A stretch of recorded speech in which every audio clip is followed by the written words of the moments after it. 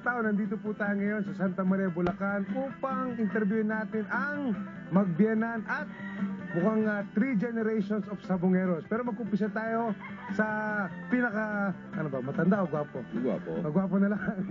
Kay Sir Rene. Sir Rene, gaano katagal na po kayo nagmamanok? Since 2000, year 2000, bali 8 years na ngayon. 8 years na. Paano ba kayo nag-umpisa o nahilig sa pagmamanok?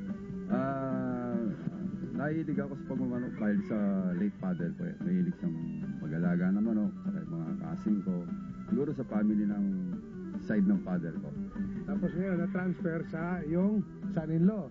Okay, Alan, ano yung tinuro sa'yo ng father-in-law mo? Kasi sabi ni Pres, minsan-minsan lang daw ang magbiyanan ay magkasundo.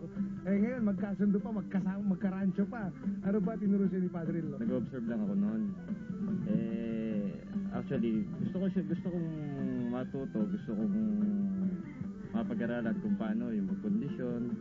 Tapos dumating yung panahon na kami na yung naging hands-on ng aking biyanan. Okay. Sir Maxino. So, ikaw, gaano katagal ka na nagmamanok? 2003 yung nag-start ako na hiling. Tapos, meron tayong third generation dito, si Alan Jr. Eh, ikaw, Ranz, mahilig ka ba sa pagmamanok? Opo. Kanino ka natuto? Si Daddy. Kay Daddy. Sino mas magaling? Ikaw, si Daddy, o si Lolo? Si Lolo. Si Lolo. Marunong humingi ng ginaldo. Pero matanong ko kay pinakagwapo, hindi kay Lolo. Ano ba itong mga alaga natin dito, Sir Rene? Actually, dalawang bloodlines lang ginagamit namin sa ngayon. Yung sweater at saka yung roundhead. This is only your satellite farm. Yeah. Meron kayong main farm pa, di ba? Doon kayo nagko-cord, doon kayo nag-range. Ito kasing place na ito, ginawa lang namin to yung conditioning at saka breeding area. So ang farm talaga, andun dito sa likod nito, mga half kilometers siguro. Doon kami nag-ranging at saka cording. Saka cording. So saan kayo lumalaban? Saan area? Dito lang o dumadayo ba kayo? Dumadayo doon kami mostly sa Pampanga at saka dito sa Bulacan. Pero before, nakakarating kami ng Metro Manila. Last year, dito lang sa Central Luzon. Member ba kayo ng UCLA rin?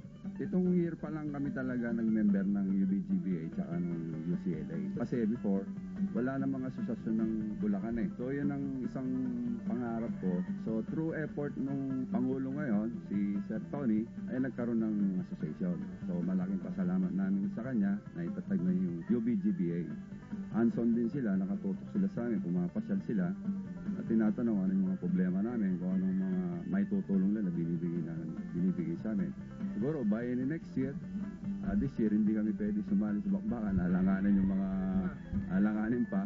So next year na lang siguro sa bakbakan. Ito bang pagmamanok nyo, sir, is for sariling gamit or for commercial use? Nagbibenta rin kayo? Commercial. Baka gusto nyo ibigay yung number nyo sa mga kahataw natin dyan pag gusto nila bumili ng sweater rounded process. Si Alan na. Yeah. Benta kami ng stag, bull stag, and caps. At yung cellphone number namin, 0926-629-0972. Tapos yung number ng father ko, 0905-221-4356. Sa lahat ng pinili mong manok, Ranz Jr., ano ang percentage mo ng panalo? Lahat. Lahat? Panalo? Baka pwede kitang mahiram. Imbis na ihiram ng materyales, mga kataw, hiramin ko nila yung apo. Dahil mo ang swerte eh.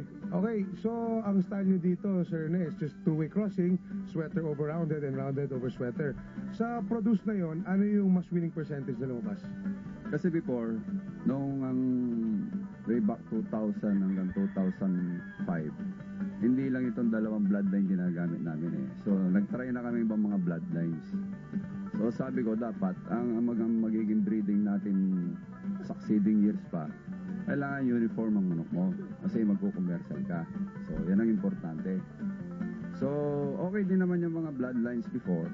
Pero dahil mahilig kami sa mga lemon, mga pongkan, so nung tinry namin na sa laban yung roundhead at saka sweater, mas dominant sila sa panalo.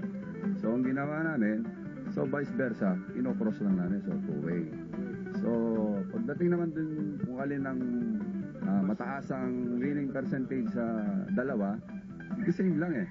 Kasi yung kakulangan ng isa, dinagdag lang namin nung galing sa isa, parang ganon. So, kung ano yung handicap ng isa, pinuno lang namin doon sa isa, ganun din sa kabila. So, nakompleto yung laro nila. So, yung speed, yung gameness nila, at saka yung mga vertical sila, ganun ang nangyari. So, yun ang pinararami namin ngayon. So, naging two-way lang kami. Two-way lang. Ah. Okay, Alan, yung hawak mo ba yan? Ready to fight na ba yan? Ready to fight. Mga stag. Eh, conforme sa stage nila, yung stag, bull stag sa aka. Okay, so mga kataw, nakita nyo po yung buong family na to ng R&M Game Farm dito sa may Santa Maria, Bulacan. At talagang kung gusto nyo kumuha ng mga ready to fight na stags na two-way cross lang, very basic po, sweater rounded, tried and tested, please give them a call.